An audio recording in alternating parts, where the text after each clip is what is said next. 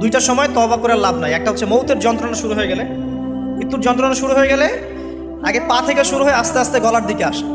হাদিসে যেমনটা এসেছে, সূরা ওয়াকিয়ার মধ্যেও আছে যে পায়ের দিক থেকে যন্ত্রণা শুরু হয়ে আস্তে আস্তে আস্তে আস্তে এই গলার দিকে আসে, এবং আত্মাটা গলার এখানে যখন চলে আসে, এখান থেকে মালাকুল মউত আত্মাটাকে নিয়ে চলে যায় এবং চোখ দিয়ে তাকিয়ে থাকে মানুষ। রুহটা চলে গেলে মানুষ চোখ দিয়ে তাকিয়ে থাকে, দেখবেন এই কারণে মৃত ব্যক্তি তাকিয়ে থাকে, চোখ খোলা থাকে।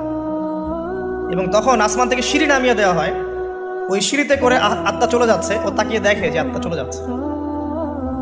এবং মানুষ মারা যাওয়ার পরে চোখ জীবিত থাকে অনেকক্ষণ।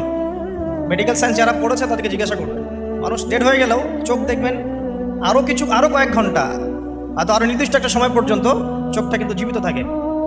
এই জন্যে চোখ বন্ধ করে দিতে হয়। যাই হোক, যেটা বলছিলাম যে মৌতের যন্ত্রণা শুরু হয়ে গেলে তওবা করে লাভ নাই, তওবার দরজা বন্ধ। আর পশ্চিম দিক থেকে সূর্য উঠে গেলে তওবা করে লাভ নাই, তওবার দরজা বন্ধ।